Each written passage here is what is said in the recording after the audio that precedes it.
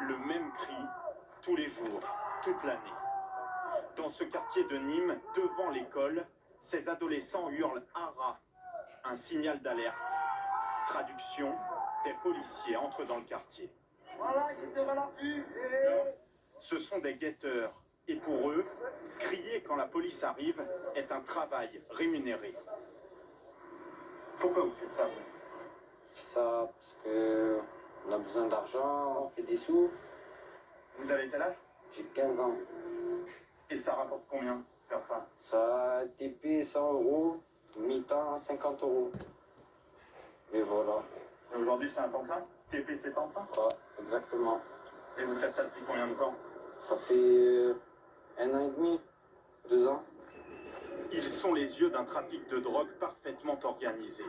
Moi, je dois avouer que je suis sidéré en voyant ce reportage.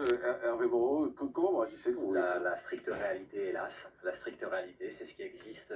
Mais pourquoi on les arrête pas, ces gens-là? Les journalistes, ils les trouvent, ça doit pouvoir s'arrêter, non? Ah ben, naturellement, parce qu'ils seront relâchés immédiatement, parce qu'ils bénéficient d'une impunité pénale absolument totale. Parce qu'ils ont 15 ans? Parce qu'ils ont 15 ans, mais sur la une minorité, mais ceux qui sont plus haut dans la hiérarchie du crime, dans la hiérarchie du trafic de stupéfiants, sur la compagnie de Bonne que j'ai commandée, on a eu sur 4 ans une vingtaine d'affaires de stupéfiants, et si peu de condamnations, là encore. Vous avez sensiblement 30 000 dealers, trafiquants de drogue qui sont condamnés tous les ans, et si peu d'incarcération.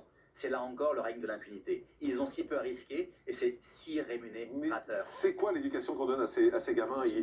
Ils ont 15 ans, ils font de l'argent facile en restant dans la cité, Nelly Garnier, en restant dans la cité, en gagnant 100 euros par jour. 100 euros par jour, ça fait 3 000 par mois. Et sans impôts, sans taxes, sans rien. Comment vous voulez aller bosser dans un supermarché derrière? Surtout, moi, je pense à l'impuissance de leurs enseignants.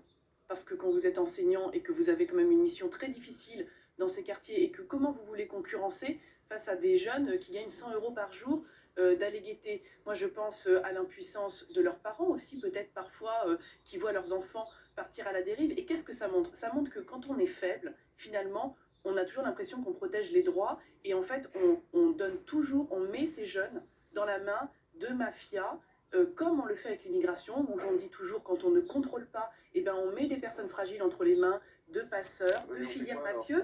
Eh bien, il faut revoir l'impunité des délinquants, parce qu'aujourd'hui, c'est trop facile. Vous avez des vrais mafias, vous avez des vrais réseaux de criminalité qui se disent, eh ben, on les utilise, ils les utilisent, ces jeunes. Ils les utilisent parce qu'en raison de la faiblesse de la réponse. Vous êtes député, qu'est-ce qu'on fait contre ça?